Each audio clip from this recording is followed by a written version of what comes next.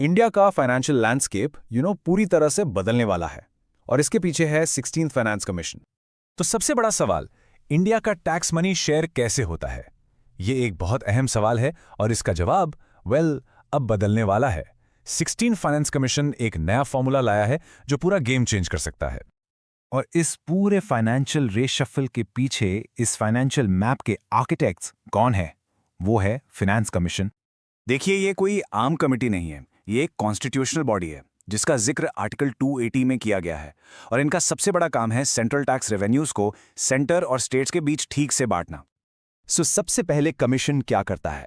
ये डिसाइड करता है कि सेंटर और स्टेट्स के बीच कितना शेयर होगा। इसे कहते हैं वर्टिकल डिवोल्यूशन। बिल्कुल वैसे ही जैसे एक फैमिली में पहले डिसाइड होता है कि घर के बड़े खर्चों के लिए कितना पैसा रखा जाएगा और बच्चों को कितना मिलेगा। और उसके बाद कमीशन ये डिसाइड करता है कि जो पैसा स्टेट्स को मिला है वो आपस में कैसे बटेगा। इसे कहते हैं हॉरिजॉन्टल डिस्ट्रीब्यूशन, मतलब किस बच्चे को ज्यादा पॉकेट मनी मिलेगी और किसको कम। और यहीं पर आके चीजें रियली इंटरेस्टिंग हो जाती हैं। चलिए अब इस नए फॉर्मूला की बात करते हैं। एक चीज साफ है, स्टेट्स के लिए जो टोटल पाए है वो सेम है।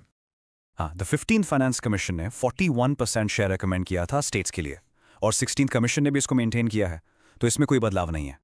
लेकिन एक नया पैरामीटर इस फॉर्मूला में डाल दिया गया है और बस इसी एक चीज से पूरा खेल बदल गया है। एंड गेट रेडी, ये है इस रिपोर्ट की पहली बड़ी अनाउंसमेंट।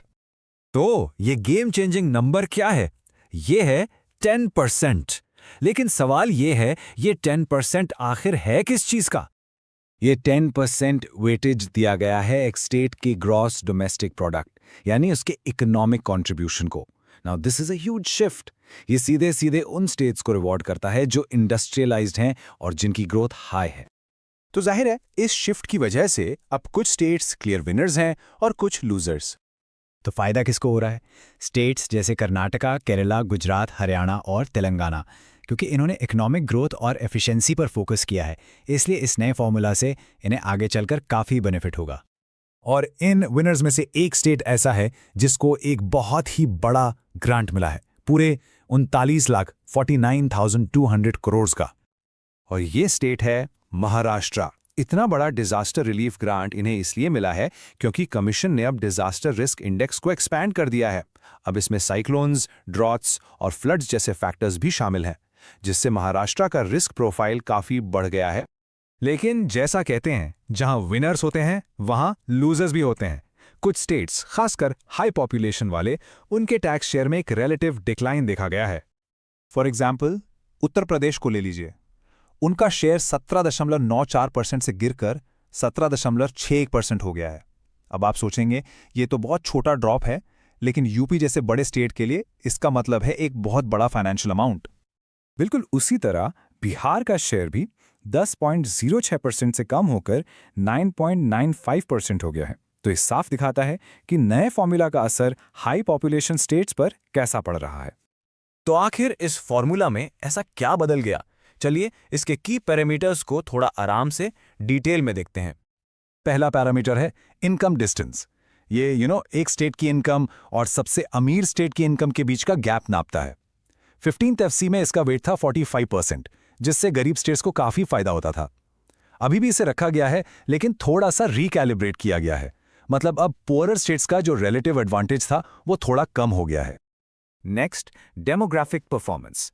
पहले इसका वेटेज 12.5% था। ये उन स्टेट्स को रिवॉर्ड करता था जिनके फर्टिलिटी रेट्स कम थे, लेकिन अब इस पर जोर कम कर दिया गया है और इसकी वजह से नॉर्दर्न स्टेट्स को थोड़ा सा नुकसान हुआ है।